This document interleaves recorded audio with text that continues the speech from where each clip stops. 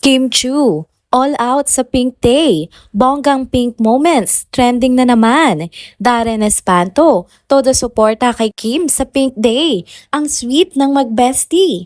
Kim Pao, wagi bilang most popular love team of the year. Hindi na mapaghiwalay sa mga awards. Power tandem forever talaga. Tara, kwentuhan muli tayo.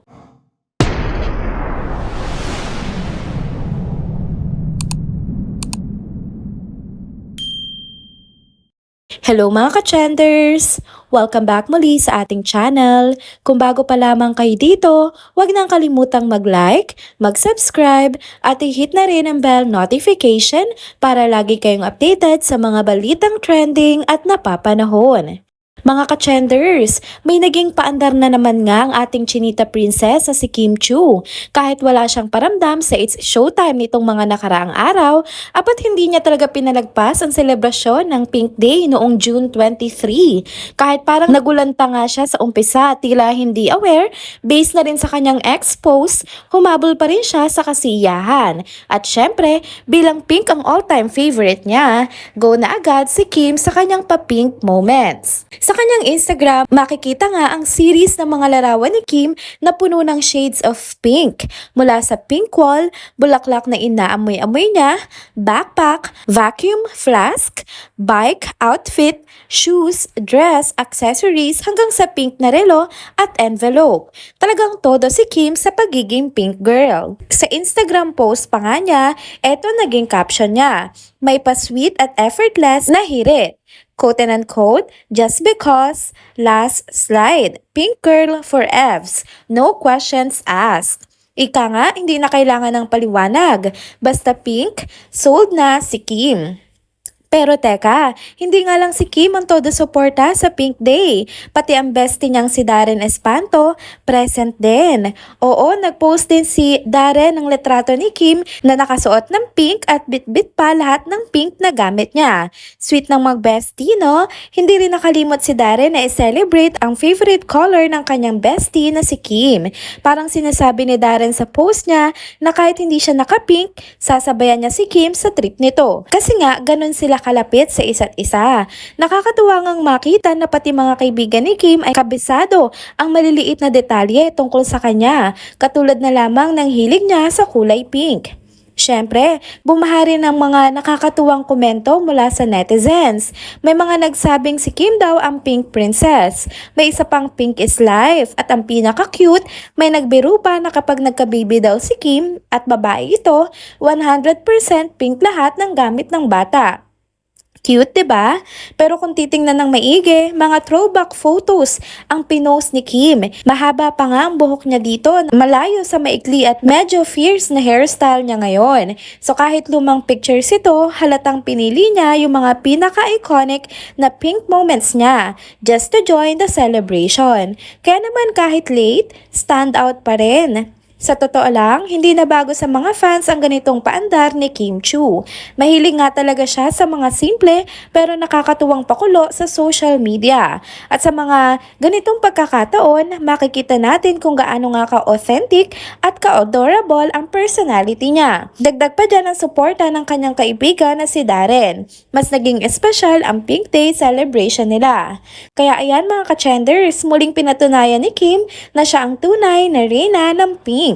Isang simpleng kulay lang yan para sa iba, pero para kay Kim, ito ay ekspresyon ng kanyang bubbly, vibrant at positive na personality. Kaya kung may mga pink day ulit, siguradong andyan na naman si Kim, hindi lang makikisaya kundi magpapasaya. Next topic naman tayo mga ka-trenders, isa na namang bonggang karangalan ang natanggap nga ng dalawang pinakahat at pinaka-pinag-uusapang tambalan ngayon sa industriya ng showbiz. Sina Kim Chu at Paolo Avellino at syempre sina Catherine Bernardo at Alden Richards din.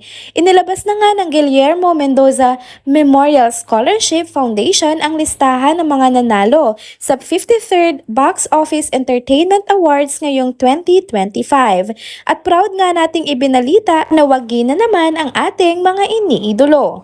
Sina Catherine at Alden ang itinanghal na phenomenal box office king and queen. Isang patunay na kahit ilang taon na ang lumipas mula na mag-hit ang tambalan nila ay buhay na buhay pa rin ang kilig at suporta ng fans sa Kath din. Pero teka, hindi rin nagpahuli ang tambalang talaga namang hindi na mapaghiwalay. Sina Kim Chiu at Paolo Avellino o mas kilala nga natin bilang King Pao. Tinanghal sila bilang most popular love team of the year. Panalo na naman ang kilig, chemistry at walang kuba sa suporta mula sa kanilang mga tagahanga. Parang kailan lang, Power Tandem of the Year ang titulong iginawad nga sa kanila. Ngayon, sila na ang most popular love team. Abay kung ganyan kainit ang pagtanggap ng tao sa tambalan nila, sino pa ba ang makakapigil sa dalawang ito, 'di ba? Ang awards night nga ay gaganapin daw ngayong June 28, 2025 sa CPR Auditorium sa RCBC Building, Ayala Avenue, Makati City. Pero kung hindi kayo makakadalo, no worries kasi mapapanood din ito sa Kapamilya Channel sa July 13, 2025, 10:30 p.m. at naka-livestream pa ito sa iWant TFC. Isa pang nakaka-good vibes na detalye, unang ibinalita ito ng Marisol Academy at mula noon ay umarangkada na agad ang kilig at excitement ng King Pao fans. Ramdam na ramdam ang suporta ng fandom sa bawat comment at post patungkol nga sa pagkapanalo nila. Sa totoo lang, ang success nga ng King Pao ay hindi lang dahil sa mga proyekto nila, kundi dahil na rin sa effortless nilang chemistry, respeto sa isa't isa at natural na samahan on and off cam. Kaya hindi na nakapagtataka kung bakit bawat proyekto nila ay hit na hit at ngayon nga ay muli silang ginawara ng parangal bilang most popular love team. At habang papalapit na nga ang awards night, mas marami pa ang nag-aabang kung ano ang susunod na hakbang ng dalawang tambalan na ito. May bago nga proyekto na silang pagsasamahan ngayon ang teleserye ngang The Alibay. May pelikula nga kaya tayong aabangan ulit galing sa King Pao? Kaya abangan na lang natin yan. Pero sa ngayon, isa lang ang malinaw. Ang King Pao at Kath din ay hindi lang basta tambalan. Sila ay mga simbolo ng success, dedication at tunay na koneksyon sa kanilang mga manonood. Congratulations sa lahat na nanalo sa 53rd Box Office Entertainment Awards. Lalo na sa King Pao at Kath din. Isa na namang tagumpay ang naidagdag sa listahan ng kanilang mga karangalan. And there you go mga ka-trenders, dito na po muna nagtatapos ang ating isa na namang trending video update. Salamat sa inyong pagsubaybay at pagsama sa akin hanggang sa dulo ng video na ito. Pero bago kayo umalis, huwag niyo pong kalimutang mag-like, mag-comment, mag-subscribe at i-hit na rin ang bell notification para lagi kayong updated sa mga balitang trending at napapanahon. See you po sa ating susunod na video.